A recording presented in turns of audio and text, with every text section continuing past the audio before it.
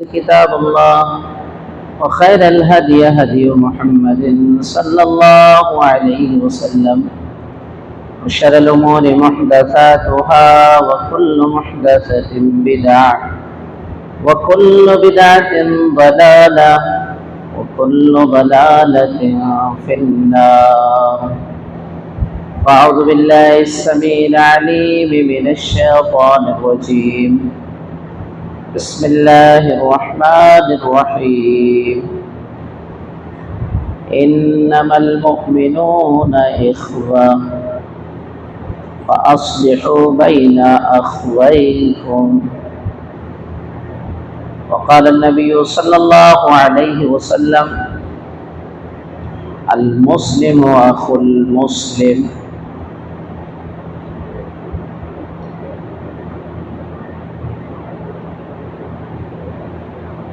مسجد حاضہ کے امام صاحب جو ماشاءاللہ ایک نئے سنابلی ہیں، اسی سال جامعہ اسلامیہ سنابل سے آپ نے فراغت حاصل کی، حافظ بھی ہیں آپ اور عالم بھی ہیں۔ یہ بڑی خوش نصیبی کی بات ہے کہ حافظ اور عالم ایک ساتھ ہو اور مسجد میں امام کی ایسے کام کریں۔ اللہ کی ذات سے ہم امید رکھتے ہیں کہ انشاءاللہ اللہ آپ سے بہتر کام لے گا، آپ سے اچھا کام لے گا اور لوگوں کے لیے آپ مفید کریں گے۔ بڑی خوشی کی بات ہے کہ جماعت کے ساتھیوں نے ایک چھوٹا سا پروگرام رکھا اور اس پروگرام میں جس موضوع کا انتخاب کیا گیا وہ موضوع بڑا اہم ہے، سماج اور معاشرے کی اخلاقی بگاڑ اور اس کے نقصانات۔ سب سے پہلے ہم اس چیز کو سمجھتے ہیں کہ اخلاق کس کو کہتے ہیں، کیونکہ اگر ہم اخلاق نہیں سمجھ پائے تو بعد کی جو باتیں ہیں وہ آپ کے سمجھ میں بات نہیں آئی۔ اخلاق کس کو کہتے ہیں؟ اگر میں آپ لوگوں سے پوچھوں کہ بھئی اخلاق کس کو کہتے ہیں؟ سماج اور معاشرہ تو سمجھتے ہیں، اب سوسائٹی جہاں کچھ لوگ رہتے ہیں اس کو سماج کہتے ہیں، سوسائٹی کہتے ہو۔ اب سماج میں اخلاقی بگاڑ، اخلاق کیا چیز ہے؟ اخلاق کے لیے ہم نبی صلی اللہ علیہ وسلم کی ایک حدیث لیتے ہیں، اس حدیث سے اخلاق کا معنی سمجھ میں آئے گا۔ ہمارے ہاں عام طور سے اخلاق لوگ کہتے ہیں کوئی بہت اچھے سے آپ سے بات کر لے، ہنس کے مسکرا کے دو بات کر لے تو کہتے ہیں بہت اچھا اخلاق ہے اس کا۔ یعنی اخلاق کا ایک محدود دائرہ ہم نے دے دیا ہے اور اسی دائرے کے ارد گرد ہم اخلاق کو لے کے گھومتے رہتے ہیں کہ کوئی ہنس کے بات کر لے، مسکرا کے بات کر لے وہ تو بڑا اچھا اخلاق ہے۔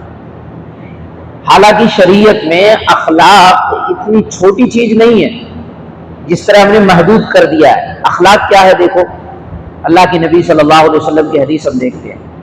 اما عائشہ رضی اللہ تعالی عنہا جو نبی صلی اللہ علیہ وسلم کی سب سے چہیتی بیوی ہیں، اور یہی ایک باقرہ تھی غیر شادی شدہ، باقی اللہ کے نبی کی جتنی بیویاں تھیں 11 ایک وقت 9، سب کی سب سیدہ تھی، پہلے سے کہیں شادی ہو چکی تھی، اللہ کے نبی کے پاس آئیں تھے۔ اما عائشہ صرف باقرہ تھی، ان کی شادی کہیں نہیں ہوئی۔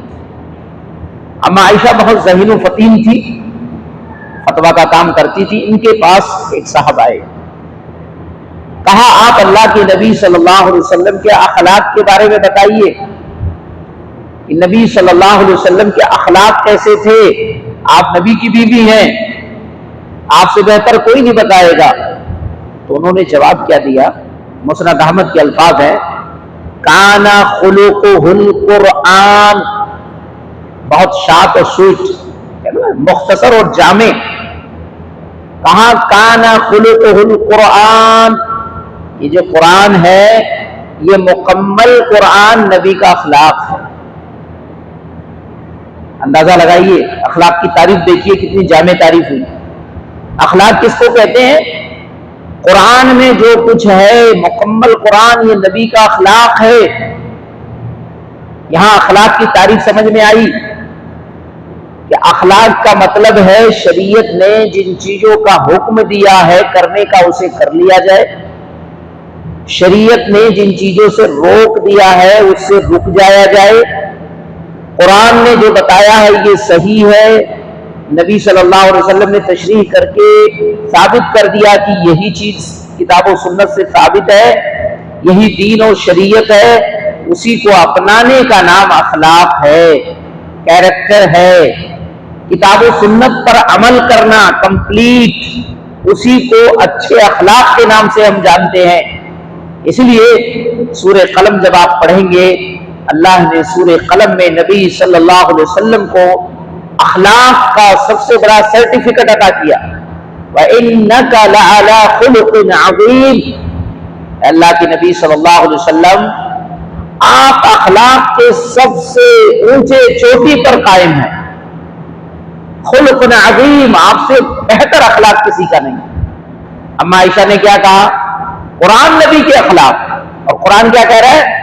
آپ سے بہتر اخلاق کسی کے نہیں. انک لعلی خلق عظیم, اخلاق کے سب سے اونچے پیمانے پر آپ فائز ہیں. اور اللہ کے نبی صلی اللہ علیہ وسلم نے خود کیا کہا؟ بعثت لاتمم مکارم الاخلاق.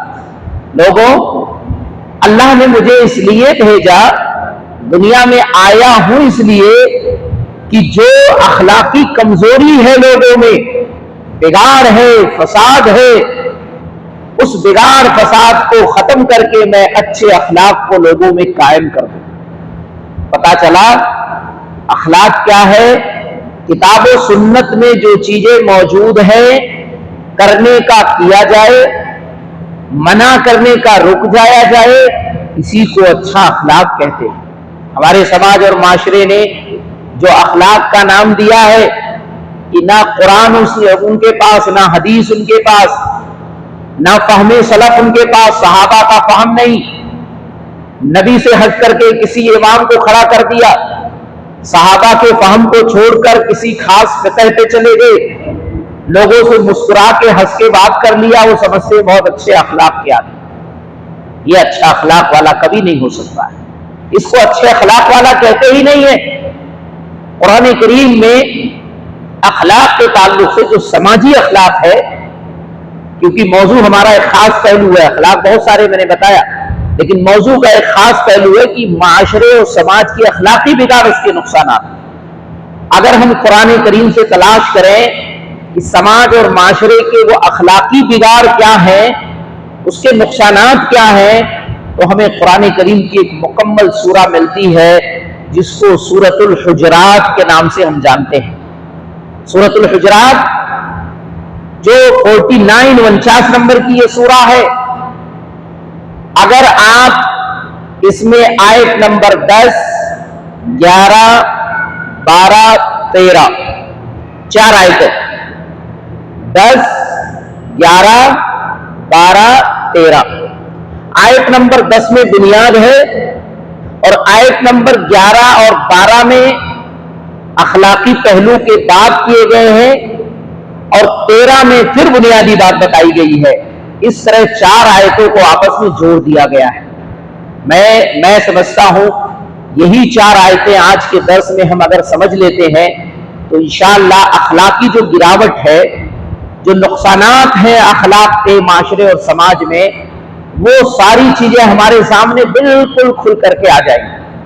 اس لیے میں نے آج کے اس درس کے لیے, آج کے اس تقریر کے لیے میں نے انہی چار آیتوں کا انتخاب کیا ہے. آئیے انہی چار آیتوں کو ہم آپ سمجھتے ہیں اور قرآن کی روشنی میں اس کو دیکھتے ہیں. پہلی آیت کیا ہے اس میں؟ اللہ نے کہا یا ایھا الذین آمنوا انما المؤمنون اخوۃ فاصلحوا بین اخویکم واتقوا اللہ لعلکم ترحمون. انما المؤمنون, بے شک مومن. قرآن دیکھیے بہت اچھے انداز ہے. بے شک مومن, اخوۃ, آپس میں بھائی بھائی ہے. دیکھیے قرآن نے کیسے جوڑا ہے. قرآن نے پوری دنیا کے انسانوں کو اس انداز سے جوڑا ہے. اگر قرآن کے جوڑنے کے طریقے پہ ہم چلیں گے تو دنیا کا کہیں کا کوئی مسلمان ہو, اللہ نے اس کو رشتے میں پرو دیا ہے کہ سارے مسلمان کسی قبیلے سے ہو, کسی خاندان سے ہو, کسی ملک سے ہو, کسی علاقے سے ہو، سب کیا ہے؟ بھائی بھائی ہیں۔ پہلا پیغام۔ آگے فَأَصْلِحُوا بَيْنَ أَخْوَيْكُمْ، اس لیے اگر بھائیوں کے اندر لڑائی ہو جائے تو اصلاح کر دو۔ دیکھیے اللہ نے پہلے کہا بھائی بھائی ہے، سب کو بھائی سے جوڑ دیا۔ دنیا کا کوئی دھرم نہیں ہے جو آپس میں ایک دوسرے کو بھائی بھائی بتاتا ہے۔ دھرموں میں تو اونچ نیچ ہے، یہ والے اوپر ہیں، یہ والے نیچے ہیں۔ اسلام میں سب کو بھائی بھائی کہا گیا۔ کہا جب آپ کے بھائیوں کے اندر کوئی اختلاف ہو، اس اختلاف کو ہوا نہ دیا جائے۔ اخلاقی گراوٹ دیکھیے، اس کو آگے نہ بڑھایا جائے، اصلاح کر دو۔ کیوں اصلاح کرو؟ وَاتَّقُوا اللَّهَ لَعَلَّكُمْ تُرْحَمُونَ، اللہ سے ڈرو تاکہ تم پر رحم کیا جائے۔ بھائی اصلاح کیسے کرو گے؟ آپ کہو گے بھائی یہ آپ کا بھائی ہے، یہ بھائی ہے، میں بھی بھائی ہوں۔ آپس میں بھائی بھائی لڑتے ہیں کیا؟ بھائی آپس میں ایک دوسرے دشمنی کرتے ہیں کیا؟ بھائیوں کے درمیان یہ درست ہے کیا؟ اسلام نے ہمیں بھائی بھائی بتایا ہے، آپ کیوں نہیں اس بات کو مانتے ہیں؟ یہ تقویٰ، یہ ڈر، یہ خوف اللہ کا اس کے اندر ڈالو۔ یہ ڈالنے سے وہ آپ کی بات سمجھے گا اور ایک دوسرے پر رحم کا جذبہ پیدا ہوگا۔ نبی صلی اللہ علیہ وسلم نے اس چیز کی وضاحت کرتے ہوئے کیا کہا؟ المسلم اخو المسلم، ایک مسلمان دوسرے مسلمان کا بھائی ہے۔ نبی نے بالکل اسی آیت کی تشریح کی ہے، صحیح مسلم کے الفاظ ہے المسلم اخو المسلم لا یظلمہ ولا یسلمہ، ایک بھائی دوسرے پہ ظلم نہیں کرے گا اور نہ ایک بھائی دوسرے بھائی کو یا بے یارو مددگار چھوڑے گا۔ تو قرآن نے ہمیں بتایا۔ اب دیکھیے قرآن نے جو بھائی کہا اور بھائی کے درمیان اصلاح کی بات کہی، دراصل قرآن ایک اخلاقی بنیادی نقطوں کی بات کر رہا ہے۔ اب یہ اخلاقی بات بتائی جا رہی ہے۔ آیت نمبر 11 میں دیکھیں، وہ اخلاقی بات بہت اہم ہے۔ 3 باتیں تو ایسے ہیں جو بالکل سامنے کی ہوتی ہے، 3 باتیں جو ہے پیچھے کی ہوتی ہے۔ قرآن نے وہ 6 اخلاق کا ذکر 2 آیتوں میں کر دیا ہے۔ جو اخلاقی گراوٹ ہے اس کا نقصان ہے۔ اب دیکھیں اس آیت کو، یا ایھا الذین آمنوا لا یسخر قوم من قوم، اے ایمان والو، یعنی کہ خطاب قرآن نے، آپ قرآن پڑھیں گے تو آپ کو 4 طرح کا خطاب ملے گا۔ یا ایھا الذین آمنوا، بار بار آپ کو اے ایمان والو، اے ایمان والو، یہ خطاب کیا ملے گا؟ قل یا ایھا الکافرون، اے کافروں، اے کافروں۔ تیسرا کیا ملے گا؟ یا اہل الکتاب، اے اہل کتاب۔ چوتھا کیا ملے گا؟ یا ایھا الناس، اے دنیا کے تمام کے لوگوں۔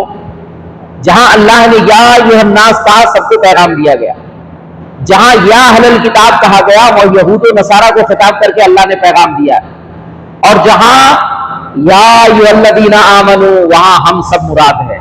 گویا اللہ یہاں تمام انسانیت سے یہ بات نہیں کر رہا ہے، حالانکہ قرآن سب کے لیے غلط بات ہے۔ یہاں اہل کفر سے بات نہیں ہو رہی ہے، اہل کتاب یہود سے، ہم سے بات ہو رہی ہے۔ خطاب اللہ ہم سے کر رہا ہے۔ کیا اللہ کہہ رہا ہے؟ اے ایمان والو، لا یسخر قوم من قوم، کوئی قوم کسی قوم کا مذاق نہ اڑائے۔ بہت بنیادی نقطہ ہے۔ لا یسخر یہ عربی لفظ ہے، سخرا، سخرا یسخر سخرن، سمع یسمع سے عربی گرامر کے اعتبار سے مذاق اڑانا، ٹھٹھا، استہزاء کرنا، تحقیر کرنا، کسی کو ذلیل کرنا، کسی کو رسوا کرنا۔ عام طور سے کیا ہوتا ہے؟ مجلس ہوتی ہے، مجلس میں 2 طرح کے لوگ بیٹھے ہوئے ہیں، کچھ لوگ ادھر ہیں کچھ لوگ ادھر ہیں، یہ اس کا مذاق اڑا رہے ہیں، وہ اس کا مذاق اڑا رہے ہیں۔ ایسا ہوتا ہے۔ اللہ نے قرآن میں اسی انداز کو بیان کیا ہے، لا یسخر قوم من قوم، کوئی قوم کسی قوم کا مذاق نہ اڑائے۔ کیوں؟ یہ اخلاقی خرابی ہے سماج کے اندر۔ آپ کسی کا مذاق اڑائیں گے تو آدمی کے دل میں دشمنی اور انتقام کا جذبہ پیدا ہوتا ہے۔ اب مذاق کر کے دیکھیے، اگر کسی کو مذاق کر کے، مذاق کا مطلب وہ مذاق نہیں جو نبی صلی اللہ علیہ وسلم مزاح جس کو کہتے ہیں وہ نہیں۔ ایک مذاق تو ہوتا ہے کہ انسان اس سے اپنے دل میں خوشی محسوس کرتا ہے، وہ شریعت کا مذاق ہے کہ آدمی کی اس میں ہتک نہیں ہے، ذلت و رسوائی نہیں ہے۔ ایک مذاق ہے جس سے آدمی ایک دوسرے کو ذلیل کرتا ہے، رسوا کرتا ہے، ٹون کستا ہے۔ شریعت نے اسی مذاق کو منع کیا ہے۔ یہ مذاق جب کریں گے اس کے دل میں انتقام کا جذبہ پیدا ہوگا، بدلہ ہوگا، اور بدلے کی آگ جب بھڑکتی ہے انسان کے دل میں، انسان کہاں تک چلا جاتا ہے اس کا اندازہ آپ نہیں لگا سکتے۔ اس لیے قرآن نے کہا کوئی کسی کا مذاق نہ اڑائے۔ قرآن نے سبب بتایا، کیا سبب؟ دیکھیے قرآن، عسى ان يكونوا خيرا منهم، ممکن ہے آپ جن کا مذاق اڑا رہے ہیں وہ آپ سے بہتر ہو۔ ایسا ہو سکتا ہے نا؟ آپ سوچ رہے مذاق کیوں انسان ایک دوسرے کا کرتا ہے؟ کیونکہ وہ تکبر اس کے اندر آ جاتی ہے، غرور، وہ سوچتا ہے میں بہت اچھا ہوں، میری پوزیشن بہت اچھی ہے، میں بہت مالدار ہوں، میں بہت سماج میں بہت جو ہے اچھا ہوں، لوگ میرے کو سلام کرتے ہیں۔ یہ ساری چیزیں شیطان ڈالتا ہے۔ میں فلاں ٹرسٹ کا مالک ہوں، میں گاؤں کا چودھری ہوں، میں مسجد کا فلاں ہوں، میں فلاں، یہ ذہنیت۔ تو اللہ نے کہا تمہیں کیا معلوم، شاید جس کا مذاق تم اڑا رہے ہو وہ تم سے بہتر ہو، اس لیے مذاق مت اڑاؤ۔ اللہ نے مردوں کو خطاب کیا، قوم سے مراد یہاں مرد ہیں۔ اب دیکھیے عورتوں میں بیماری زیادہ ہوتی ہے، ہماری مائیں بہنیں یہاں بیٹھی ہیں، مذاق اڑانا، ایک دوسرے کو ذلیل کرنا، ایک دوسرے کو حقیر دکھانا، نیچے پٹکنا، یہ چیزیں عورتوں میں زیادہ ہوتی ہیں۔ اس لیے قرآن نے صرف مردوں کو خطاب نہیں کیا، حالانکہ جہاں بھی قرآن میں خطاب ہے مردوں کو کہہ کے عورتوں کو بھی کہا گیا، اقیم الصلاۃ، نماز پڑھو، اور ایسا نہیں صرف مرد پڑھیں گے، عورتوں کو بھی کہا گیا۔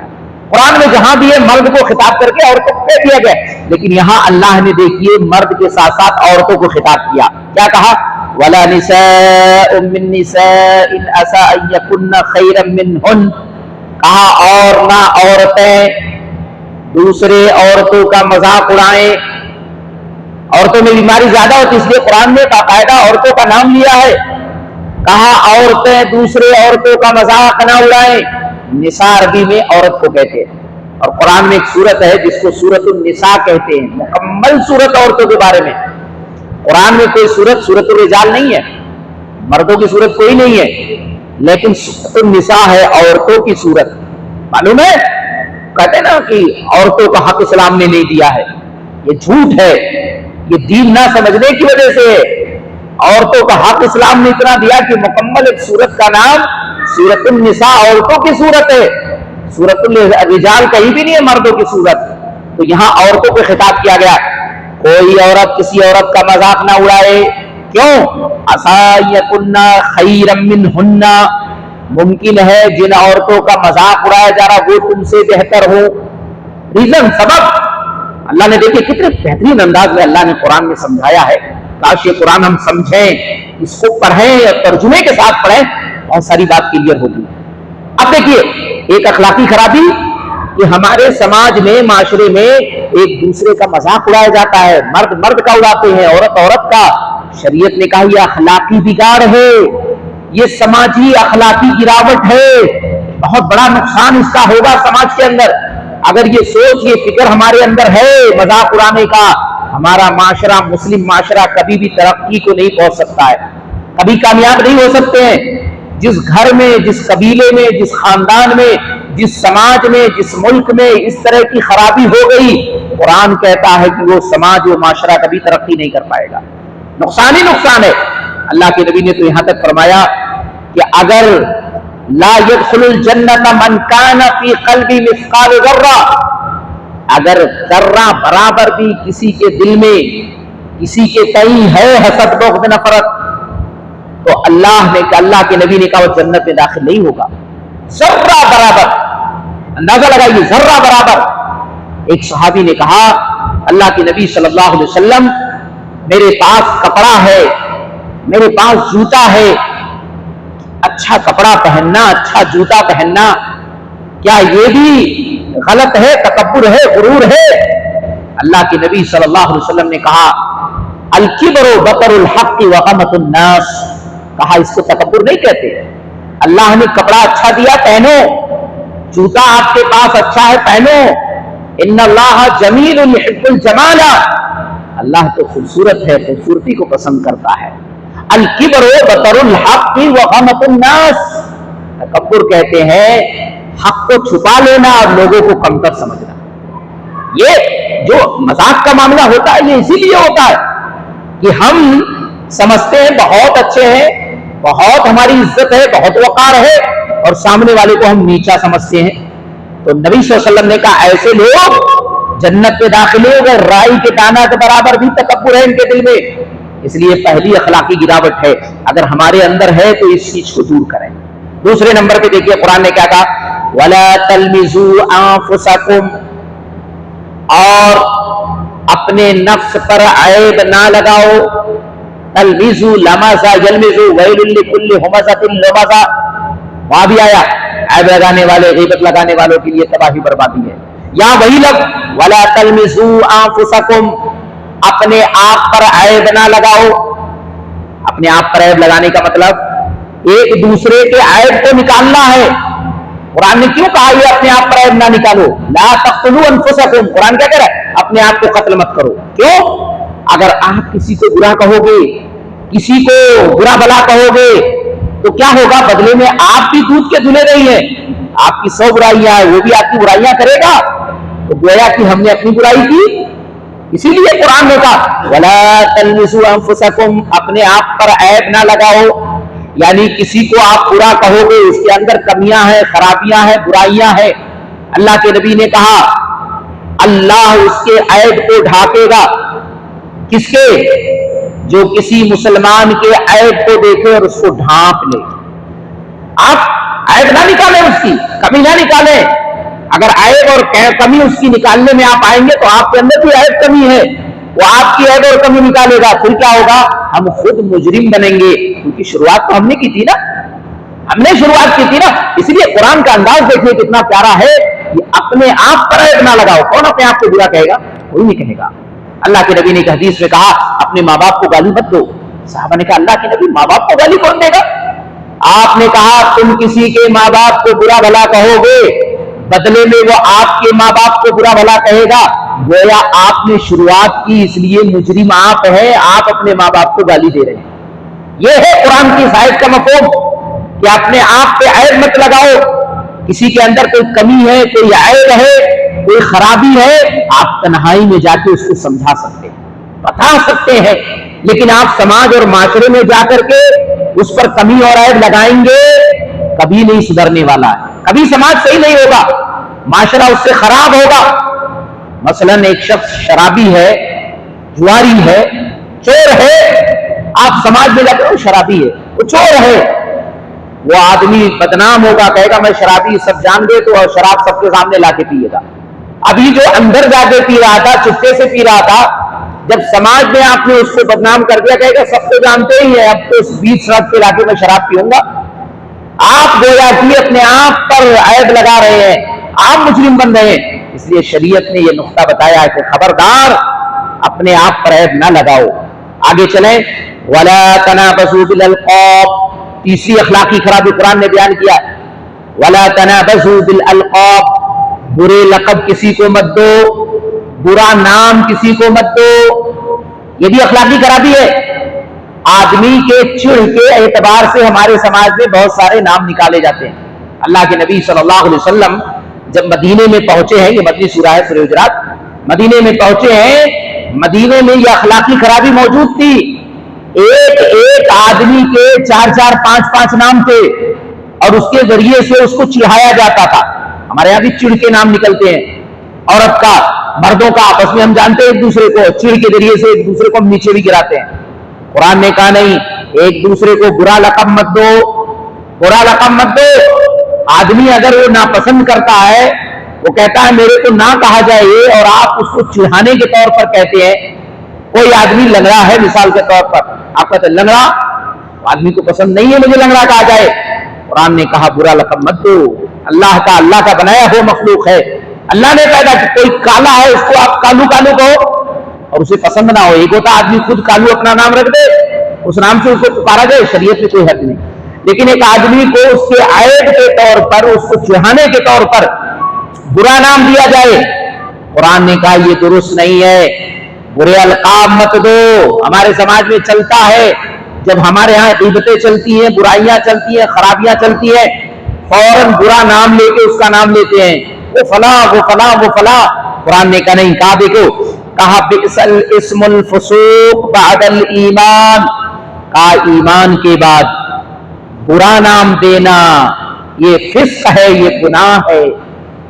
ایمان والے ہیں، مومن ہیں، اسلام والے ہیں، اس کے بعد آپ پورا برا نام لے رہے ہیں، چڑ نکالنا ہے ایک دوسرے کا۔ کہا یہ شریعت میں درست نہیں ہے، یہ بہت بری چیز ہے۔ اللہ کے نبی صلی اللہ علیہ وسلم کی بیوی صفیہ بنت حی رضی اللہ تعالیٰ عنہ، قد کی چھوٹی ہے، ابو داؤد کتاب الادب کے اندر یہ روایت موجود ہے۔ اللہ کے نبی صلی اللہ علیہ وسلم کے سامنے اماں عائشہ نے کیا کہا؟ صفیہ قصیرہ، جو چھوٹی قد کی ہے، ناٹی قد کی ہے، دیکھو وہ پہچان نہیں بتا رہی تھی، وہ ایک طرح سے برائی کر رہی تھی اللہ کے نبی کے سامنے۔ کہا یہ ناٹی قد کی ہے، قصیرہ ہیں، آپ ان کی تعریف کرتے ہیں، آپ ان کے بارے میں ایسا ایسا کہتے ہیں۔ اللہ کے نبی صلی اللہ علیہ وسلم نے کیا کہا؟ اے عائشہ تم نے وہ بات کہہ دی، اگر سمندر کے پانی سے اس کو ملا دیا جائے تو یہ بات تمہاری سمندر کا پورا پانی اس سے کڑوا ہو جائے گا۔ حالانکہ نمکین اللہ نے پیدا کیا سمندر کے پانی کو، ایک اللہ کی حکمت ہے کہ اس میں بہت ساری مخلوقات ہے، اگر نمکین نہ ہو تو دنیا میں بدبو پھیل جائے، لیکن اس نمکین کے ذریعے سے ہزاروں جانور اس میں مرتے ہیں اور اسی وجہ سے وہ فوراً ختم ہو جاتے ہیں، یہ اللہ کی حکمت ہے۔ نبی نے کہا وہ بدبو دار بن جائے، کڑوا بن جائے تمہاری بات سے۔ اندازہ لگائیے، غور کیجئے، پتا چلا شریعت میں ہم کسی کو برے القاب سے نہیں پکار سکتے، یہ سماجی برائی ہے۔ مسلم معاشرے میں جب تک ہم ایک دوسرے کا چڑ نہیں لیتے ہیں، خاص طور سے پڑھنے والے بچے، خاص طور سے چھوٹے بچوں میں ایک دوسرے کا چڑ نکلتا ہے، اسی چڑ سے بچے اس کو پکارتے بھی ہیں، بلاتے بھی ہیں۔ یہ تعلیم ہمیں دینا پڑے گا اپنے بچوں کو، اپنے گھر میں دینا پڑے گا، ہماری ماں بہنوں کو سمجھانا پڑے گا، چھوٹے چھوٹے بچوں کو بتانا پڑے گا کہ یہ قرآن نے غلط بتایا ہے، ہم ایمان والے ہیں، ہمیں ایسا نہیں کرنا ہے۔ وَمَن لَمْ يَتُوبْ فَأُولَٰئِكَ هُمُ الظَّالِمُونَ۔ اللہ نے کہا جو توبہ نہیں کرے گا، جو توبہ نہیں کرے گا، کس سے؟ اگر آپ کے اندر یہ کمی ہے کہ آپ ایک دوسرے کا مذاق اڑاتے ہیں، چاہے مرد یا عورت ہے، آپ کے اندر یہ کمی ہے کہ ایک دوسرے پہ عیب لگاتے ہیں، برائی لگاتے ہیں، آپ کے اندر کمی ہے ایک دوسرے کا چڑ نکالتے ہیں، تین بڑی کمیاں ہیں اخلاقی، تین بڑی خامیاں ہیں، کمیاں ہیں تین، اگر آپ اس سے توبہ نہیں کریں گے، اللہ کہہ رہا ہے اولئک ھم الظالمون، یہ لوگ ظالم ہیں۔ ظالم کس کو کہتے ہیں؟ ظالم کہتے ہیں وضع الشیء فی غیر محلہ، ظلم اس کو کہتے ہیں۔ یہ چشمہ مجھے یہاں آنکھوں پہ رکھنا ہے، میں اس کو آنکھوں پہ نہ رکھ کر کے میں اپنے سینے پہ رکھ لوں کہ میں تو یہیں لگاؤں گا، میں ظلم کر رہا ہوں اس کے ساتھ، ظلم ہو رہا ہے۔ کھانا مجھے منہ سے کھانا ہے، میں کہوں نہیں میں تو منہ سے نہیں، میں تو ناک سے کھاؤں گا، میں ظلم کر رہا ہوں۔ جو چیز جہاں کی ہے وہی استعمال کی جائے، تو قرآن نے کہا یہ لوگ ظالم ہیں، یعنی اگر یہ کمیاں ہیں تو گویا کی جو صحیح اسلام ہے اس کو ابھی تک سمجھا نہیں ہے انہوں نے، یہ اخلاقی خرابیاں ہے، یہ بگاڑ ہے۔ تین اخلاقی خرابی گویا کی آیت نمبر 11 میں آپ نے سمجھا۔ نمبر ایک دوسرے کا مذاق ہمیں نہیں اڑانا، معاشرہ برباد ہو جائے گا، تباہ ہو جائے گا، اچھا معاشرہ نہیں بنے گا۔ سماج میں چل رہا ہے، ہمارے گھر میں، قبیلے میں، خاندان میں، کہیں بھی چل رہا، ہم توبہ کر لیں۔ نمبر دو، ایک دوسرے پہ عیب نہیں لگانا ہمیں، اگر عیب لگاتے ہیں ہمارے لیے مشکل ہو جائے گا، ہماری بھی کمیاں اور عیب لوگوں کے سامنے ظاہر ہو جائیں گی، ہماری رسوائی ہوگی، ہماری صدقی ہوگی۔ اور نمبر تین، ایک دوسرے کو برے لقب سے ہمیں نہیں پکارنا ہے، جو اس کو پسند ہے، جو اس کا لقب ہے، حقیقت میں جس کو وہ پسند کرتا ہے، شریعت نے لقب سے منع نہیں کیا ہے۔ ابو بکر صدیق ان کا لقب تھا، سچے تھے۔ عمر فاروق لقب تھا ان کا فاروق، حق و باطل کے درمیان انہوں نے فرق کیا۔ عثمان غنی ان کا لقب تھا، مالدار تھے، اللہ کے راستے میں بہت خرچ کرتے تھے۔ اچھے لقب کے بارے میں نہیں، اچھا لقب ہے تو دیجیے آپ، برا لقب جس سے آدمی کو اچھا نہ لگے، چڑ پیدا ہو، غصے میں آئے کہ مجھے ایسا نہ کیا جائے، قرآن نے اسے سختی سے منع کر دیا۔ یہ دیکھیے تین کمیاں ایسی ہیں جو ہم آمنے سامنے کرتے ہیں، اب تین کمیاں ایسی ہیں اخلاقی جو ہم سامنے نہیں پیٹھ کے پیچھے کرتے ہیں، وہ آیت نمبر 12 میں ہے، یہ بھی سمجھ لیں۔ آگے اللہ نے کہا یا ایھا الذین آمنوا، پھر ایمان والوں کو خطاب کیا جا رہا ہے آیت نمبر 12 میں، یا ایھا الذین آمنوا اجتنبوا کثیرا من الظن ان بعض الظن اثم۔ اللہ نے کہا اے ایمان والو تم بچو، اجتنبو، ایمان والو پرہیز کرو، بچو، گریز کرو، کثیرا من الظن، بہت زیادہ بدگمانی سے، ان بعض الظن اثم، کیونکہ بعض بدگمانیاں گناہ ہے۔ بدگمانی سامنے ہے نہیں، بدگمانی پیٹھ کے پیچھے ہے۔ اگر مذاق اڑائے گا تو سامنے اڑائے گا آدمی، مذاق اڑائے گا آمنے سامنے ایک دوسرے کا اڑاتا ہے، برا لقب دے گا سامنے ہی دے گا، عیب نکالے گا سامنے ہی نکالنے کی کوشش کرے گا، عام طور سے یہ چیزیں سامنے ہوتی ہیں، لیکن بدگمانی پیٹھ کے پیچھے ہے۔ قرآن نے کیا کہا؟ بدگمانی سے بچو۔ اچھا بدگمانی کیا چیز ہے؟ سمجھتے ہیں آپ لوگ بدگمانی سمجھیں، بدگمانی سمجھنے کی کوشش کریں۔ ایک آدمی مسجد کے دروازے سے آ رہا ہے، دور سے ہم نے دیکھا، دور سے آ رہا ہے اور لنگڑا کے چل رہا ہے، لنگڑا کے تھوڑا چل رہا ہے۔ ایک آدمی نے ہم میں سے کیا کہا؟ پیر سے لنگڑا ہے۔ ایک آدمی نے کیا کہا؟ یہ آدمی ایسے ہی اوور ایکٹنگ کرتا ہے، اس کی عادت ہے ایسے چلنے کی، ایسے ہی چلتا ہے۔ ایک تیسرے نے کیا کہا؟ شاید کچھ اس کو پریشانی ہوگی اس لیے ایسا ہے۔ وہ ہمارے پاس چل کے آتا ہے اور آ کر کے کہتا ہے معاف کرنا، میرا جوتا میرا چپل ٹوٹ گیا تھا اس لیے چلنے میں پریشانی ہو رہی۔ اب یہاں حقیقت ہمارے سامنے آ گئی کہ وہ آدمی چل کیوں رہا تھا، اس کے چلنے کی مجبوری کیا تھی؟ چپل اور جوتا۔ اب یہ تین لوگ جو آپس میں باتیں کر رہے تھے، یہ کیا ہے؟ بدگمانی۔ اس کو بدگمانی کہتے ہیں کہ اپنے سے کوئی رائے قائم کر لینا۔ اس لیے قرآن نے کہا بدگمانی حق کے مقابلے میں کوئی فائدہ نہیں دیتی ہے۔ جو بدگمانی ہو، بدگمانی ہے، حق ہے۔ قرآن نے کہا بدگمانی مت کرو۔ نبی صلی اللہ علیہ وسلم نے فرمایا لوگوں بدگمانی ایاکم والظن فإن الظن اکذب الحدیث، لوگوں بدگمانی سے اپنے آپ کو بچاؤ، بدگمانی سب سے بڑا جھوٹ ہے۔ صحیح بخاری اور مسلم کے اندر ہے، حدیث سے دیکھیے بدگمانی کیسے شیطان ہمارے درمیان بدگمانی ڈالتا ہے۔ شیطان بہت تیزی سے کام کرتا ہے بدگمانی میں۔ اللہ کے نبی صلی اللہ علیہ وسلم اعتکاف میں بیٹھے ہیں، رمضان میں ہم اور آپ اعتکاف میں بیٹھتے ہیں، اللہ کے نبی اعتکاف میں بیٹھے ہیں، اللہ کے نبی صلی اللہ علیہ وسلم سے ملنے کے لیے آپ کی وہی بی بی صفیہ آتی ہے رضی اللہ تعالیٰ عنہ، اللہ کے نبی سے بیٹھ کے بات بھی کرتی ہے۔ رات کا وقت ہے، اللہ کے نبی نے کہا چلو میں دروازے تک چھوڑ کے آؤں گا۔ اللہ کے نبی گئے دروازے تک چھوڑنے، دو صحابی وہاں سے جا رہے تھے رات کے وقت۔ اللہ کے نبی صلی اللہ علیہ وسلم کو دیکھ کر کے انہیں جلدی جلدی چلنے لگے۔ آپ نے کہا الا رسلکما، صحابی رکو رکو، جلدی مت بھاگو، ادھر آؤ، یہ میری بیوی صفیہ ہے۔ ظاہر سی بات ہے دروازے مطہرات تھی، مدینے کا واقعہ ہے، برقعے کا نزول ہو چکا تھا، پردے کا حکم نازل ہو چکا، مکمل پردے میں تھی، رات کا وقت تھا، اللہ کے نبی ہے اور عورت ہے، اللہ کے نبی نے دونوں کو بلایا، کہا یہ میری بیوی صفیہ بنت حی ہے۔ صحابہ نے کہا اللہ کے نبی ہمارے ماں باپ آپ پر قربان ہو، آپ ہمیں کیوں بتا رہے ہیں؟ آپ نے کہا ان الشیطان یجری کمجری الدم، دیکھو شیطان تمہارے رگوں میں پورے جسم میں ایسے دوڑتا ہے جیسے خون دوڑتا ہے، تم میرے پاس ہو، آگے نکلو گے شیطان کہے گا رسول اللہ رات کا وقت ایک اجنبی عورت کے ساتھ پتہ نہیں کیا کیا خیالات شیطان ڈالے گا، کیا بدگمانی ڈالے گا، اس لیے میں نے تمہاری بدگمانی کو دور کر دیا کہ میری بیوی صفیہ ہے، کوئی اور نہیں۔ اندازہ لگائیے، قرآن نے کہا ہمارے ہاں بدگمانی، ہم بہت ساری چیزیں بدگمانی کی بنیاد پر رکھتے ہیں۔ بدگمانی سے آج کتنے تعلقات رشتے ختم ہو چکے ہیں، بدگمانی سے بھائی بھائی میں لڑائی ہے، بدگمانی میں میاں بیوی کی لڑائی ہے، بدگمانی سے آج ہم کتنے رشتوں سے دور ہو چکے ہیں۔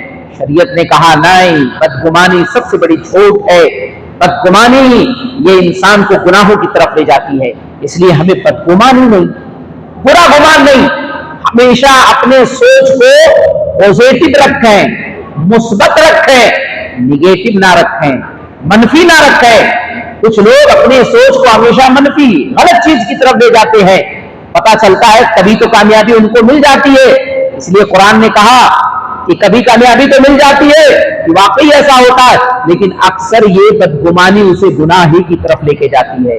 اس لیے یہ اخلاقی خرابی ہے، ہمارے اندر یہ خرابی نہیں ہونا چاہیے۔ آگے دیکھیے، بدگمانی ہوگی تو کیا ہوگا؟ آدمی کسی کے بارے میں برا گمان کرے گا تو کیا کرے گا؟ آگے قرآن نے کہا وَلَا تَجَسَّسُوا، ایک دوسرے کے توہ میں مت لگو، جاسوسی میں مت لگو۔ اگر کسی کے تعلق سے آپ کے بدگمانی پیدا ہو گئی، اب آپ اس کو ثابت کرنے کے لیے کیا کرو گے؟ جاسوسی کرو گے۔ وَلَا تَجَسَّسُوا، دیکھو اس لیے اللہ کے نبی نے فرمایا لوگوں وَلَا تَجَسَّسُوا وَلَا تَحَسَّسُوا وَلَا تَجَسَّسُوا، اللہ کے نبی نے بھی یہی بات فرمائی، صحیح مسلم کے الفاظ ہیں، لوگوں ایک دوسرے کے جاسوسی مت کرو، بدگمانی، جاسوسی۔ آدمی جاسوسی کیسے کرتا ہے؟ جاسوسی ہمارے یہاں چلتی ہے، پیچھا کرنا کسی کا، کیا کر رہا ہے وہ، کہاں جا رہا ہے، کیا کر رہا ہے۔ ہمارے یہاں جاسوسی کا سب سے بڑا ذریعہ آج موبائل ہو گیا۔ موبائل، ساری چیزیں ہماری آج موبائل میں آ چکی ہیں۔ بھائی حکومت کو ہماری جاسوسی کر رہی ہے، اس کو حق حاصل ہے، حکومت کو حق حاصل ہے۔ حکومت چلانے کے لیے شریعت میں جاسوسی جائز ہے۔ ہمارے جاسوسیاں اس لیے ہو رہی کہ ہم ملک کے خلاف تو کچھ نہیں کر رہے، حکومت کے خلاف تو کچھ نہیں ہو رہا، اس کو حق حاصل ہے۔ اور دنیا کے جتنے بھی ممالک ہیں سب کرتے ہیں جاسوسی، وہاں شریعت میں گنجائش ہے۔ لیکن ایک انسان دوسرے کی جاسوسی کرے، اس سے فساد ہوگا، بگاڑ ہوگا، اس سے معاشرے میں برائیاں عام ہوں گی، اس لیے شریعت نے منع کر دیا۔ ہمارے یہاں جاسوسیاں کیسے چلتی ہیں؟ ہمارے یہاں دیکھیے میاں بیوی میں اکثر طلاق، ہمارے یہاں دارالفتہ میں نے قائم کیا ہے، عصر سے مغرب تک دارالفتہ کا وقت ہے۔ اکثر میاں بیوی کا جو مسئلہ میرے پاس آتا ہے طلاق کا، وہ کیا کرتے ہیں؟ غصے میں آ کر کے طلاق طلاق طلاق، ایک مجلس کی 3 طلاق ہمارے یہاں چلتی ہے۔ یہ شریعت کا حصہ نہیں ہے، شریعت کا حصہ نہیں، اور الحمدللہ ابھی حکومت نے بھی اس کو قانونی غیر قانونی قرار دے دیا۔ جو حکومت ہے ہماری، اس نے بھی کہا یہ قانوناً کورٹ میں نہیں چلے گا، طلاق طلاق طلاق یہ شرعی جرم بھی ہے، اور دنیا نے بھی اس کو مان لیا ہے۔ تو اب ہمارے سماج میں ہوتا کیا ہے؟ بیوی آتی ہے کہتی ہے مول صاحب یہ موبائل چلا رہے تھے، پتہ نہیں کس سے چیٹ کر رہے تھے، مجھ سے چھپا رہے تھے، میں نے ان کو پکڑا، واقعی معاملہ تھا، اب میں نے ان کو غصے میں کچھ کہا، میں نے موبائل چھینا، انہوں نے غصے میں مجھے طلاق طلاق طلاق کہہ دیا۔ یا کبھی ایسا ہوتا ہے بیوی، شوہر کہتا ہے میری بیوی کہیں چیٹ کر رہی تھی، کچھ معاملہ تھا، میں نے دیکھا، اس کو پکڑا، میں نے پکڑنے کے بعد میں نے سارے معاملے کی جانچ کی، واقعی معاملہ غلط تھا، میں نے غصے میں آ کے دیکھا میری بیوی پھر سے کسی سے باتیں کر رہی ہے، میں نے طلاق طلاق طلاق کر دیا۔ جاسوسی میں دیکھیے موبائل کے ذریعے سے جاسوسی ہوئی، اور کہاں تک معاملہ چلا گیا؟ طلاق تک، 2 خاندان بگڑ گئے، 2 قبیلہ بگڑ گئے۔ جاسوسی شریعت نے اس لیے منع کیا ہے۔ بھائی اگر کوئی غلط ہے یاد رکھیں، اللہ کے سامنے اس کا معاملہ رکھ دیں، اللہ کے حوالے کر دیں۔ اگر ہم خود فیصلہ کرنے چلیں گے، جاسوسی کرنے چلیں گے، بہت ساری خرابیاں پیدا ہوں گی، بہت سارے بگاڑ پیدا ہوں گے۔ قرآن نے تو صرف ایک لفظ کہہ کر کے چھوڑ دیا ہے، لیکن یہ عقل مندی ہمارے لیے ہے کہ ہم ایک دوسرے کی جاسوسی نہیں کر سکتے ہیں، شریعت نے یہاں گنجائش نہیں رکھا ہے۔ ہاں حکومتی پیمانے پہ حکومت کو یہ حق حاصل ہے۔ خود حضرت عمر رضی اللہ تعالیٰ عنہ اپنے دور خلافت میں رات کو لوگوں کی خبر گیری کرنے کے لیے نکلتے تھے، مشہور واقعہ، ایک رات کو نکلتے ہیں، ایک گھر میں اپنا کان لگاتے ہیں، کہ اگر شریعت میں جائز بھی ہے تو عمر رضی اللہ تعالیٰ نے کام کرتے نہیں کرتے، شریعت کو میں نے کہا حکومت کو یہ جائز ہے لوگوں کی اصلاح کے لیے، لوگوں کے خرابیوں کو دور کرنے کے لیے۔ حضرت عمر نے ایک دیوار سے کان لگایا، آواز آ رہی تھی بیٹی ہم تو بہت غریب ہیں، اٹھو تم دودھ میں پانی ملا دو، دودھ میں پانی ملا دو گی تو دودھ زیادہ ہوگا، آمدنی ہوگی، پیسے ہوں گے، ہم غریب ہیں ہمارا خرچ چلے گا۔ بیٹی نے کہا امی جان آپ کو معلوم ہے خلیفت وقت حضرت عمر فاروق رضی اللہ تعالیٰ عنہ نے منع کر دیا سختی سے۔ ماں نے کہا بیٹی یہاں کون عمر ہے، عمر کو کیا معلوم ہم دودھ میں پانی ملاتے ہیں، کس کو کیا معلوم ہے۔ ابھی رپورٹ آئی تھی اخبار کی کہ شہر جے پور میں 97% 97 شاید تھا گھوٹالے دودھ اور پنیر کے اندر ہو رہا ہے، نقلی جعلی دودھ بنایا جا رہا ہے۔ 97% کی بات آئی تھی اخبار میں، میری خود کی نظر پڑی تھی، کچھ ساتھیوں نے شارٹ بھی بھیجا تھا کہ 97% دودھ کو چیک کیا گیا تو نقلی اور جعلی ملے، پنیر بھی نقلی اور جعلی ملے۔ دودھ میں پانی ملا دو کسی کو نہیں پتا چلے گا, سب اصلی اصلی سمجھیں گے. ملا دو کسی کو نہیں پتا چلے گا. بیٹی نے کہا عمر رضی اللہ تعالیٰ منع کیا. کہا کون عمر ہے؟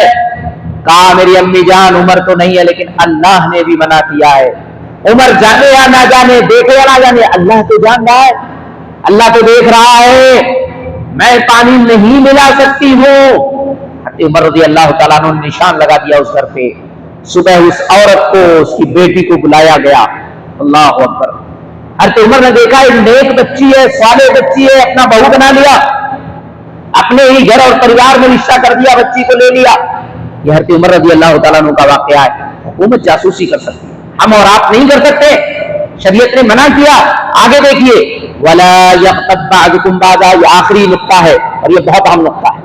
وَلَا يَغْتَبْ بَعْضُكُمْ بَعْضًا, تم میں سے بعض کی غیبت نہ کرے. ہمارے معاشرے میں دیکھیے جاسوسی اور غیبت, یہ پیٹھ کے پیچھے ساری چیزیں ہیں. غیبت ہمارے معاشرے اور سماج میں غیبت بہت زیادہ ہے. اچھا غیبت کیا چیز ہے؟ خود اللہ کے نبی سے صحابہ نے پوچھا کہ اللہ کے نبی کیا کریں صحابہ سے, اتدرون ما الغیبہ, صحیح بخاری و مسلم کے حوالے سے روایت موجود ہے, ابو داؤد میں بھی کتاب الادب میں ہے. اتدرون ما الغیبہ, میرے صحابہ غیبت جانتے ہو کیا کہتے, کس کو کہتے ہیں؟ صحابہ نے کہا اللہ و رسولہ اعلم, اللہ اور اس کے رسول زیادہ بہتر جانتے ہیں غیبت کس کو کہتے ہیں. ہمارے یہاں تو کیا ہوتا ہے, اگر امام صاحب سے کوئی مسئلہ پوچھے نا, کہ امام صاحب یہ مسئلہ بتاؤ, اس سے پہلے 2-3 لوگ بتانا شروع کر دیتے ہیں. یہ اخلاقی گراوٹ ہے. امام بیٹھے ہیں کتاب و سنت کو جنہوں نے اسٹڈی کی ہے, جنہوں نے ہر اعتبار سے قرآن حدیث کو سمجھائے, آپ نے 2-4 مسئلے یہاں سے سیکھے اور آپ جواب دینا شروع کر دیتے ہیں. یہ اخلاقی گراوٹ ہماری. امام موجود ہے, امام صاحب کو بات کرنے دیں, امام صاحب اپنی بات کمپلیٹ کر لیں. تو آپ کے امام صاحب میں نے ایسا سنا ہے, امام صاحب میں نے ایسا پڑھا ہے, آپ نے ایسا بتایا ہے تو میں نے ایسا پڑھا ہے. آپ کی وضاحت بھی ہو جائے گی, آپ کی بات بھی رہ جائے گی. اور اخلاقی گراوٹ دیکھو صحابہ کس طرح اخلاق ان کا بنا. اللہ کے نبی اللہ و رسول عالم, صحابہ جواب دے سکتے تھے, بتا سکتے تھے, لیکن صحابہ نے کہا اللہ اور اس کے رسول زیادہ بہتر جانتے ہیں. آپ نے کہا ذکر کا اخاک بما یکرہ, غیبت کہتے ہیں اپنے بھائی کا تذکرہ اس طرح کرنا کہ آپ کے بھائی کو جب یہ بات معلوم ہو تو اسے اچھا نہ لگے. آپ کے بھائی کا ذکر ایسے کریں, آپ جب اس کو پتا چلے میرے بارے میں ایسی ایسی بات کہی گئی تو آپ کا بھائی اس کو پسند نہ کرے, اسی کو غیبت کہتے ہیں. ایک صحابی نے فوراً سوال کر لیا, اے اللہ کے نبی اگر میرے بھائی کے اندر وہ کمی موجود ہے جو واقعی میں بتا رہا ہوں, اگر وہ کمی ہے, آپ نے کہا اگر وہ کمی ہے فقد اغتبتہ وان لم یکن فیہ فقد بہتہ, اگر کمی ہے تو واقعی وہ غیبت ہے. اگر کمی ہے اور پیٹھ کے پیچھے بیان ہو رہا اپنے بھائی کی برائی ہو رہی ہے, بھائی اس کو ناپسند کرے, سننے کے بعد وہ غیبت ہے. اور اگر اس میں وہ چیز ہے ہی نہیں, آپ بیان کر رہے تو یہ تو بہتان بازی ہے, یہ تو اور بڑا جرم ہے کہ ہے ہی نہیں اور آپ بیان کر رہے ہو. اندازہ لگائیے قرآن نے اسی بات کو کہا تم میں سے کوئی کسی کی غیبت نہ کرے. مرد عورت سارے یہاں مراد ہیں. اب قرآن نے غیبت کی خطرناکی کو بتایا. دیکھیں غیبت کتنی خطرناک چیز ہے, قرآن نے اس کی خطرناکی کو کتنے واضح انداز میں بتایا ہے, آپ اس کو سمجھیں. ایحب احدکم ان یاکل لحم اخیہ میتا فکرہتموہ, قرآن کہہ رہا ہے ایحب احدکم, کیا تم میں سے کوئی ایک پسند کرے گا. قرآن پوچھ رہا ہے, آپ سے سوال کر رہا, کیا تم میں سے کوئی پسند کرے گا ان یاکل لحم اخیہ میتا, کہ وہ اپنے مرے ہوئے بھائی کا گوشت کھائے. فکرہتموہ, اس سے تمہیں گھن آئے گی, ناپسند کرو گے. اللہ اکبر. اگر انسان اس آیت کو سمجھ لے کبھی غیبت نہیں کرے گا. یہاں قرآن نے غیبت کی خرابی کو بیان کیا کہ آپ کا بھائی ہے, انسان ہے, وہ انسان کوئی اور نہیں, آپ کا بھائی ہے, اور وہ بھائی زندہ نہیں ہے, مردہ بھائی ہے, اور اس کا گوشت آپ نوچ نوچ کے کھا رہے ہیں. آپ پسند کریں گے؟ کبھی نہیں, کبھی نہیں. تو غیبت کرنا کیوں پسند کریں گے؟ یہاں مردے بھائی سے تشبیہ کیوں دیا گیا غیبت کا؟ اس کی حکمت دیکھیے, مفسرین نے کیا لکھا ہے. کیونکہ جس کی غیبت ہم کرتے ہیں وہ پیٹھ کے پیچھے کرتے ہیں, اسے کچھ معلوم نہیں ہوتا ہے, وہ کوئی اپنے بارے میں کلیئر جواب نہیں دے سکتا ہے, جیسے مردہ آدمی بالکل ایسا ہے اس کو کچھ پتا نہیں میرے گوشت کو کون نوچ رہا ہے، ایسے آپ اپنے بھائی کے گوشت کو نوچے جا رہے ہیں، اس کو ذلیل و رسوا کیے جا رہے ہیں، تو گویا کہ ایک مردہ بھائی ہے، ایسے وہ بھی مردے کے مثل ہے۔ اس لیے قرآن نے یہ مشابہت دی ہے، یہ بلاغت ہے، یہ حکمت ہے۔ اندازہ لگائیے اس سے کہ اللہ کے نبی صلی اللہ علیہ وسلم نے بھی اس کی وضاحت کر دی ہے، اور کس طرح قرآن نے کہا کہ کوئی بھی اس چیز کو پسند نہیں کرے گا۔ ہمارے سماج میں غیبت ہمارا سب سے فیوریٹ موضوع ہے، چغلی لگانا اور بجھانا، غیبت کرنا آج سماج میں عام ہے۔ مرد تو مرد، عورتیں اس میں بہت آگے بڑھ چکی ہیں، عورتیں بہت زیادہ، 4 عورت جہاں بیٹھیں گی پورے محلے کی برائی پیش کر دیں گی۔ آپ دیکھیں ہمارے سماج میں عورتیں شوہروں کے جانے کے بعد، مردوں کے جانے کے بعد ایک بیٹھک بناتی ہیں، فلاں گھر میں، فلاں محلے میں، فلاں نکڑ پہ ایسا ہوتا ہے۔ گاؤں دیہات میں تو باقاعدہ ایک جگہ بیٹھنے کی ہوتی ہے، شہروں میں بھی کچھ گھر انتخاب کر لیے جاتے ہیں۔ اب وہاں اپنے جو گھر کے کام کاج ہیں چھوٹے موٹے وہ بھی کرتی رہتی ہیں، اور ساتھ میں فلاں کا شوہر ایسا ہو گیا، فلاں کا بیوی ایسا ہوگی، فلاں کے گھر میں یہ ہو گیا، فلاں کی عورت بھاگ گئی، فلاں کے بچے یہ ہو گئے۔ اتنی غیبت چغل خوریاں ہیں، مائیں بہنیں وہاں بیٹھ بیٹھ کے کر لیتی ہیں۔ ہماری مائیں بہنیں نماز بھی پڑھ رہی ہیں، ہماری مائیں بہنیں ماشاءاللہ اذکار بھی کر رہی ہیں، ہماری مائیں بہنیں ساری نیکیاں کر رہی ہیں، اور جا کے غیبت کر کے سب کچھ دھو کے آ بھی جاتی ہیں۔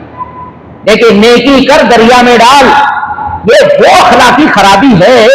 ہماری نماز، ہمارے روزے، ہمارے صدقات، ہمارے حج، ہماری چھوٹی بڑی نیکیاں سب بھول جاتی ہیں، ان سے ہم جان بھی نہیں پاتے ہیں، ہمیں پتا بھی نہیں لگتا ہے۔ اور غیبت کرنے والا نہیں، جو سنتا ہے وہ بھی مجرم ہے۔ ایسا نہیں ایک آدمی غیبت کر رہا ہوں مجرم ہے، جو سن رہا وہ ٹھیک ہے نا۔ غیبت جب آپ سنیں گے تبھی تو غیبت ہوگی۔ آپ کو صاف منع کر دیں، اللہ کے نبی نے کیا کہا؟ اے عائشہ تم نے تو وہ بات کہہ دی کہ سمندر میں ڈال دیا جائے، نبی نے فوراً ٹوک دیا، عائشہ غلط نہیں بولنا ہے تمہیں۔ ایسے ہی اگر کوئی غیبت کرے کسی کی، ہم ہاں میں ہاں نہ ملائیں، 2-4 برائیاں ہم ایکسٹرا نہ رکھ دیں، ہم فوراً کہہ دیں کہ نہیں یہ غلط ہے، دیکھو شریعت نے اسے منع کیا ہے، آپ اس طرح غیبت نہیں کر سکتے ہیں، یہ غیبت ہے، شریعت نے ہمیں اس کی گنجائش نہیں رکھی ہے، یہ چیز ہے۔ اب دیکھیے قرآن نے اسی چیز کو بیان کیا ہے کہ خبردار ایسا نہیں ہونا چاہیے۔ اب دیکھیے پھر اللہ نے کہا واتقوا اللہ، اگر تقویٰ ہے تو آپ اپنے آپ کو نہ بدگمانی لائیں گے، نہ جاسوسی کریں گے، نہ غیبت کریں گے۔ مین تقویٰ ہے، تقویٰ چابی ہے، تقویٰ چابی ہے۔ روزے میں بھی تقویٰ، اللہ نماز میں بھی تقویٰ، ہر جگہ تقویٰ تقویٰ تقویٰ۔ حج میں بھی تقویٰ کا لفظ آیا ہے، قربانی میں بھی تقویٰ کا لفظ آیا نا، لن ينال الله لحومها ولا دماؤها ولكن يناله التقوى منكم۔ تقویٰ تقویٰ تقویٰ، تقویٰ کیا ہے؟ تقویٰ اللہ کا ڈر، اللہ کا خوف، انسان جیسے لوگوں کے سامنے رہے ایسے پیٹھ کے پیچھے بھی رہے، اسی کو نام تقویٰ ہے۔ ظاہر باطن اس کا ایک ہو، صحابہ کے اندر تقویٰ تھا، بڑی مجلس میں بھی ویسے رہتے تھے، اکیلے میں بھی رہتے تھے۔ ہم اپنے آپ کو چیک کریں، لوگوں کے سامنے تو بہت نیک، بہت پارسا، بہت اچھا بنتے ہیں، اور تنہائی میں موبائل میں لگے ہوئے ہیں۔ آج موبائلوں سے سب سے زیادہ تقویٰ ہمارا خراب ہو رہا ہے۔ جو ہمارا تقویٰ خطرے میں ہے، تقویٰ ہمارا بگڑ رہا ہے، برباد ہو رہا، وہ موبائل ہے۔ آپ دیکھو گے ہمارے ہاں موبائل میں آج کیا کچھ نہیں ہے، موبائل میں تنہائی میں بیٹھے ہیں۔ آج کل ہمارے ہاں شارٹ ویڈیو چل رہے ہیں، ریل دیکھ رہے ہیں، گانے آ گیا سن رہے ہیں، ناچنے والے آ گئے سن رہے ہیں، جھوٹ بولنے والے فراڈ قسم کے آگے ہم سن رہے ہیں۔ بس ٹائم پاس ہو رہا ہے، اچھا لگ رہا ہے، بہت اچھا دکھ رہا ہے، ہم اسی کو دیکھ رہے ہیں۔ ہمیں مطلب نہیں ہے کہ دین کی باتیں ہو رہی ہیں، موبائل آپ اس سے تقویٰ بھی لے سکتے ہیں، اچھی چیزیں سن کے، قرآن سن کر کے، لیکن وہ چیز کہاں؟ اکثر ہم اس سے، ہماری ماں بہنیں آج کل وہ پاکستانی فلمیں آتی ہیں، مجھے کچھ ساتھیوں نے بتایا یہ بات کہ پاکستانی ڈرامے آتے ہیں، ہماری ماں بہنیں انہی ڈراموں کو دیکھتی ہیں بڑے شوق سے، کہتی ہے ڈرامہ ہے یہ جائز ہے، جائز نہیں ہے، حرام ہے، بے پردگی ہے اس میں، حرام کاری ہے اس میں۔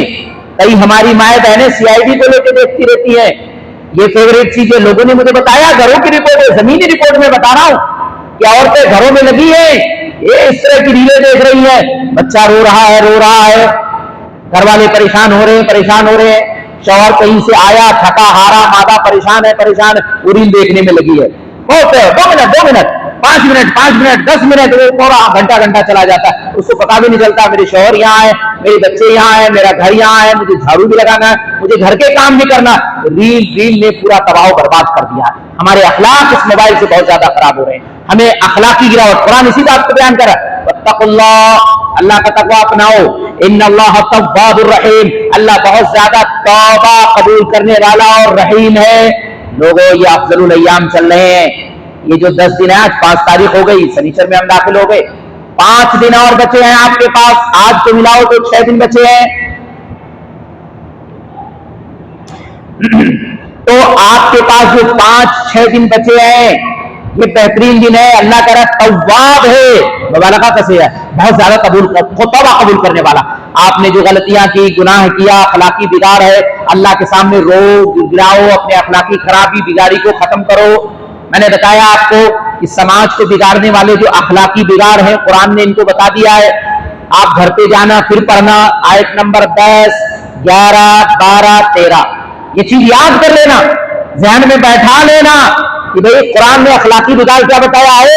नंबर 1, सबसे पहले अपने ध्यान में बैठा है, किसी का मजाक नहीं उड़ाना है, मजाक नहीं उड़ाना है किसी का। क्यों? हो सकता है जिनका मजाक उड़ा रहे हैं अल्लाह की नजर में वो हमसे अच्छे हो। दूसरे नंबर पे ऐब नहीं लगाना है, एक दूसरे को ऐब नहीं लगाना है। क्यों ऐब लगाएंगे तो वो हमारा ऐब लगाएगा, इस तरह माशरे में बुराइयां फैलती चली जाएंगी। इसलिए हम अपनी जुबान को रोक लें, किसी के अंदर कमी ऐब है तो तन्हाई में जाके समझाएं।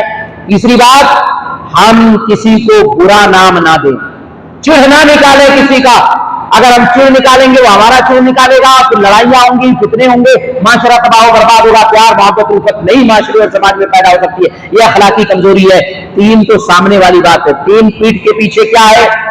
बदगुमानी। चौथी चीज है ये अखलाकी गिरावट क्या है समाज में? बदगुमानी हमारे यहाँ है। हर चीज को हम अपने निगेटिव सोच पे ले जाते हैं, अपने जहन मन से कोई चीज हम बना लेते हैं। बदगुमानी ना करें, हक तक पहुंचे, तहकीक तक पहुंचे, सही चीज की तरफ पहुंचे और पहुंच करके उसको क्लियर करने की कोशिश करें। ये चौथी चीज की। और 5वीं चीज क्या है? कुरान ने कहा जासूसी ना करें।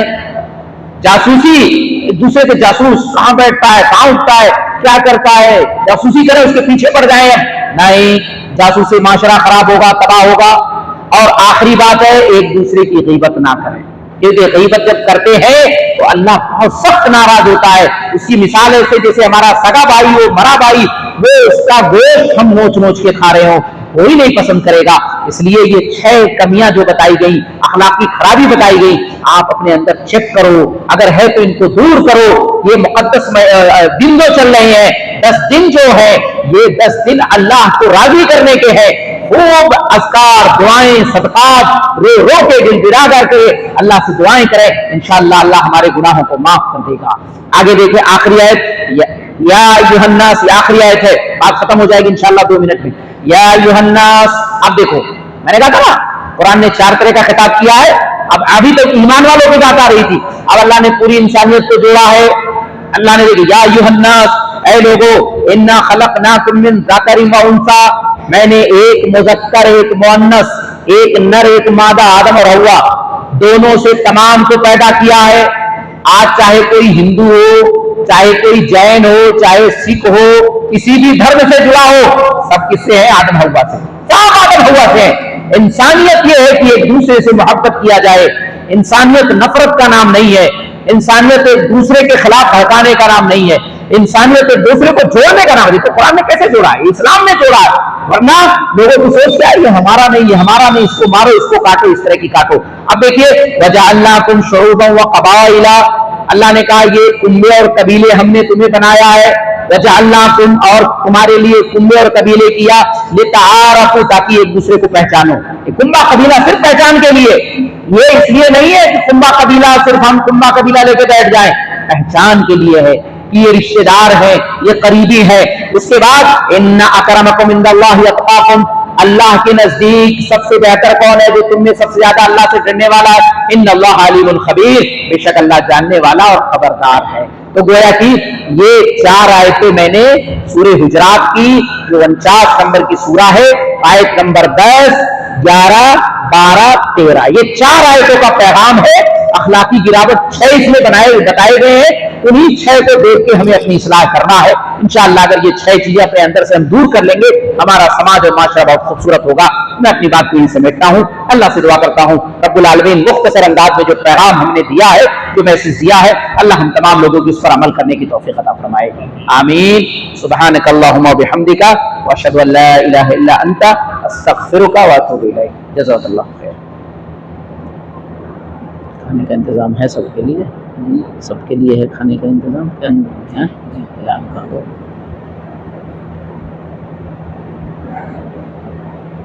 السلام علیکم ورحمۃ اللہ. حمدا ومصلیا اما بعد قال اللہ تعالی لئن شکرتم لازیدنکم. ہم سب سے پہلے اللہ رب العالمین کے شکر گزار ہیں کہ اس نے ہمیں اس طرح کا حسین موقع عطا فرمایا کہ ہم اس کے اندر شیخ محترم سے کچھ استفادہ کر سکیں, سیکھ سکیں. اللہ رب العالمین سے اللہ رب العالمین کا شکر ادا کرنے کے بعد ہم شیخ محترم کے خصوصی طور پر شکر گزار ہیں اور اللہ تعالیٰ سے دعا کرتے ہیں کہ اللہ تعالیٰ آپ کے علم و عمل میں اضافہ فرمائیں اور آپ کے ذریعے سے بہت سارے لوگوں کو مستفید ہونے کی توفیق عطا فرمائیں.